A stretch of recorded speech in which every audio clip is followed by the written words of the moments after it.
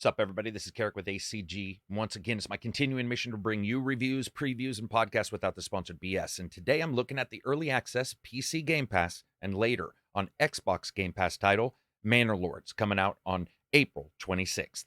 You won't see any overlong videos or their sponsors here. And if you like that, you can feel free to subscribe and hit the notify all bell. It helps the channel the most, as well as commenting, which helps get the channel noticed in the new post-March YouTube crazy algorithm.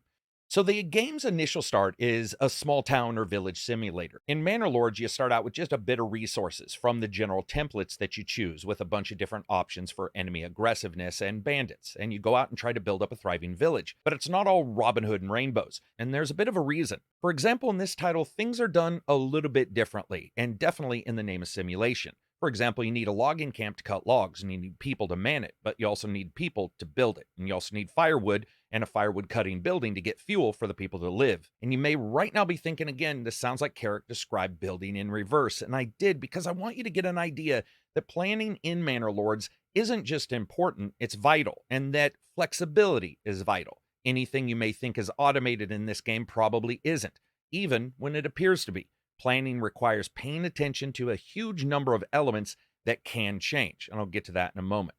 So let's go back to the basics on these type of titles. What matters most in Manor Lords?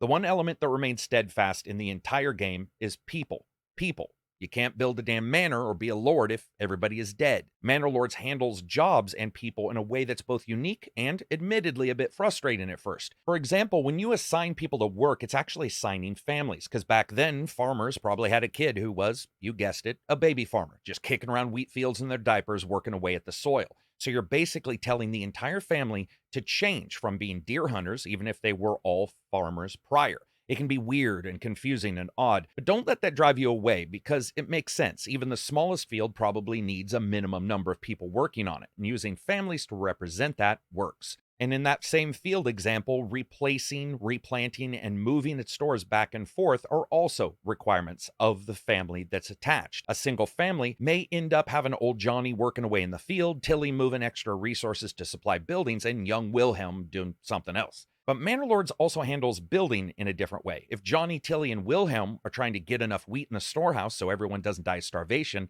they of course can't build homes. So that's where unassigned families are used. Unassigned families build new buildings and transport timber to building sites, as well as lead oxen to increase the mobility of all your supplies in a city. Without them, nothing gets constructed, which can be a bit confusing as well, because you're building a great deal of the time. So in a weird way, unassigned families can oddly feel like the most assigned group in the entire game, and having to go and unassign them and assign them again from different jobs or tell them to go build something can be a bit frustrating at first. It's something I want to warn you about. It works out great, but as cities get larger and larger, you might find yourself a little bit confused about where a farmer or a family is. And that's prior to upgrading those buildings or adding in extra side farms to homes. Thankfully, Manor Lords lets you dive into buildings and assign the families, but also oxen if you need them to transport goods in some of them. And one of the best parts of the game is upgrading the locations, buildings, adding crops to those homes, as I said before, and other improvements that I think you don't normally see. There's an extension there that's a bit different than just a +1 building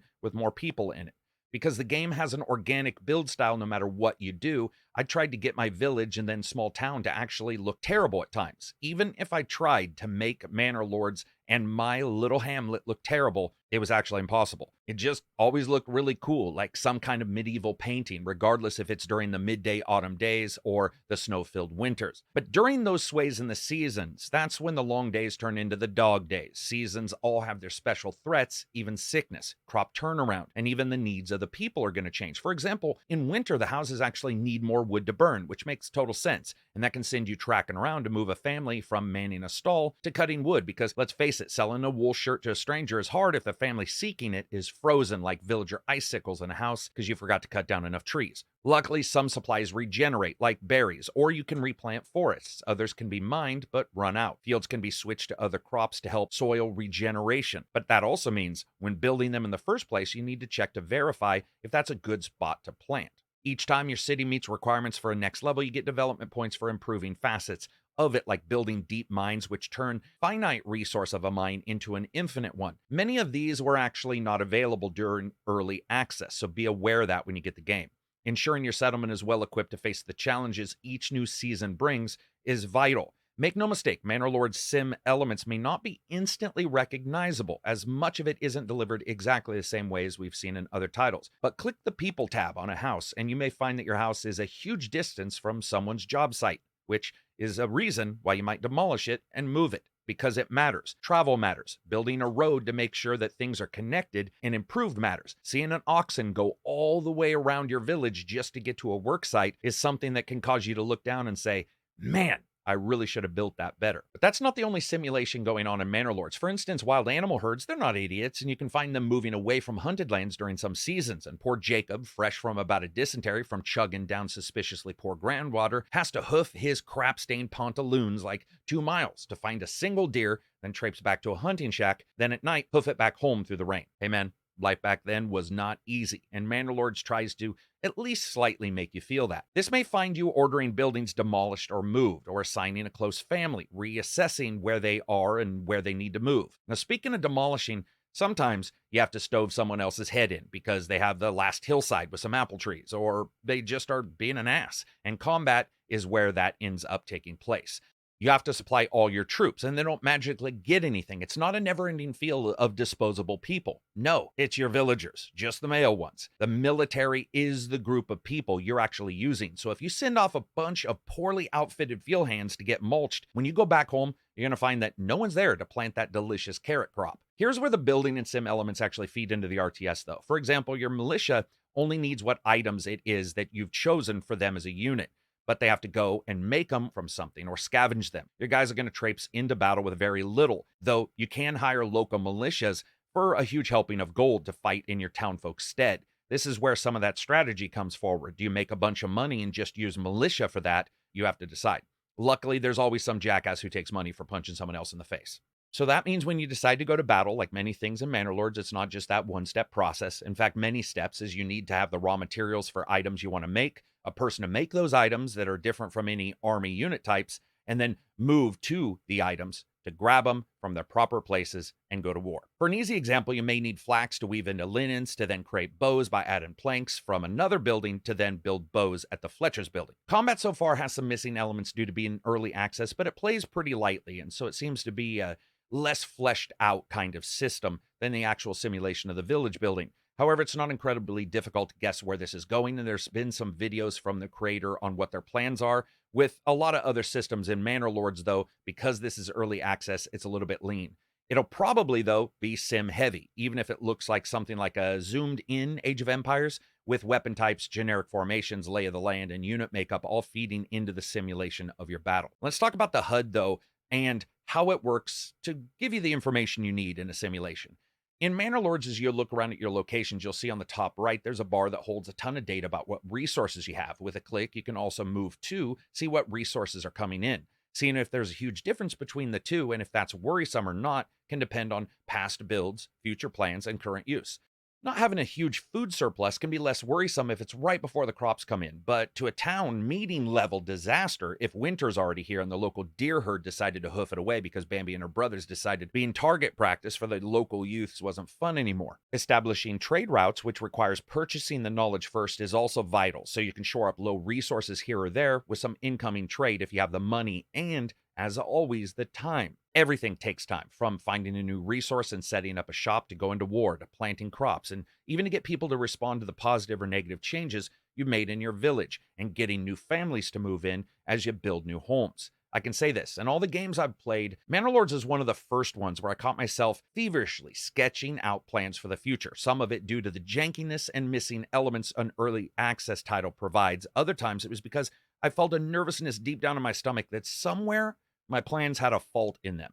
Either by the time I got to an upgrade, I would want to use something else, or there was a missing resource I had accounted for in the different steps that I wanted to use to make my city better. Also, while the tab button brings up generic readings for each building, who's doing what and when, the game's focus on families makes it a bit tougher sometimes to identify where openings are, and the HUD could do with some shoring up for some instant data that gamers may need. I would also like to see it where there was a full readout of families and what exactly they were doing in one tab. I couldn't find that in the current options. However, even on the fastest setting, it's deceptively slow, so most of the choices that you end up making you can reverse while not really even pausing the game. Another section of the game that's going to be fleshed out later, but is still here in some form, is negotiation and discussing the dicey details of best friends who are worst friends in the conversation with other lords, which has you dropping sentences into boxes to respond to different greetings, threats, and otherwise. Bad responses will end up having you face off against those lords in the RTS sections, throwing your warriors or hired mercenaries against them. And currently, when you zoom out, you can see all the territories around you and who to take over and win, and that's pretty much your job here.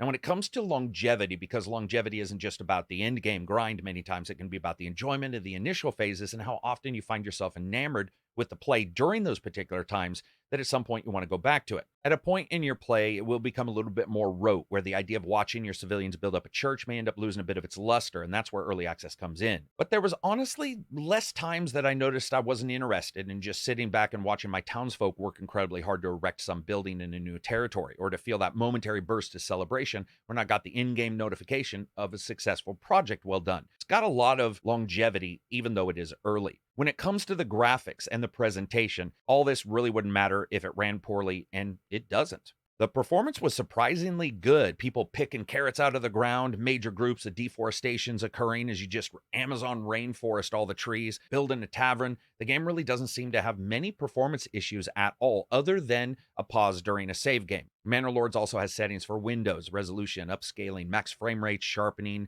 shadows, post-processing, bounce light, volumetric clouds, texture resolution, as well as view distance quality and density for grasslands, with many of those having 4 discrete level settings, letting you adjust it as you need. And no time is Manor Lords a super fast-paced game either, even in the RTS section, so those with lower level settings can dial it in to get 60 on lower power system. It's the art design and look and the feeling of building things up that I like so much in Manor Lords, a painting of medieval life, of trudgery through terrible cold winters to the back sweat heat of hot summers. It's the hamlet, the village, the town, and small city building where it excels. Firstly, building is done in a flow instead of many games' 3-stop processes. So pretty soon, a couple of villagers are going to drag some tree corpses over to the spot you drew in and begin hammering together your home or wood shop or sawmill bit by bit. Each part you put together is animated. Fences slowly lay out. Wood dragged down dirty roads to watch it be constructed is chopped up and laid out. If you want, you can walk around your village in a third-person mode as well, but you can't really do anything. Just walk around and get a bit closer to the dirt-stained poor villagers that you've ordered around. And regardless if you're in first person or third person mode, doing the RTS, or just sitting back and watch your village be built, audio is really good. Music rarely has a scenic feel to it without falling into more generic territory, a series of arrangements closer to muzak in the elevator than anything particularly noteworthy. I never wanted to turn it off. It just played out in the background no matter what. While there aren't a ton of voiceovers, hearing someone haggling old dirty deer carcasses in your stalls can be noticed if you zoom in, and the audio samples of work being done or battle being waged is fine, if not particularly noteworthy. When it comes to the fun factor, Manor Lords' depth is intriguing, not simply because it's trying to simulate almost everything, or that the resources and the requirements to use them, and then later that revolving door of gomers you have to put in charge of making sure it all comes together, isn't enjoyable. And I find the comparisons to many other games that I've seen for this title actually a bit shallow in the representation. The actual game, it isn't distinctly different, nor does it do every single thing uniquely, but it does feel like a focus that's perhaps unestablished in some other titles in the medieval simulation market. But if you hear a lot of comparisons to Total War or something like that, personally, for me, it does a disservice to what Manor Lords is actually trying to do and what its focus is, because a lot of those comparisons will probably break down under any kind of real scrutiny. But worse yet, ultimately, I think it's unrealistic expectations that are brought up in coverage and odd comparisons when this game should just be lauded and celebrated for what it is. And when it comes down to it, that's what we're talking about. Is it worth getting right now? Is it worth getting early access? I can tell you this, PC, Game Pass, Xbox later, definitely worth it. Early access, I still think is worth it. I rarely do reviews of early access, so let's stamp this date and time exactly because it may change later. But at least for right now, I didn't have any bugs at all. I had pretty good performance across all the systems, and the simulation and what you get out of it for the cost that they're asking on either of the platforms, or all three of them when it comes out later, seems to be quite good and well worth getting even in early access.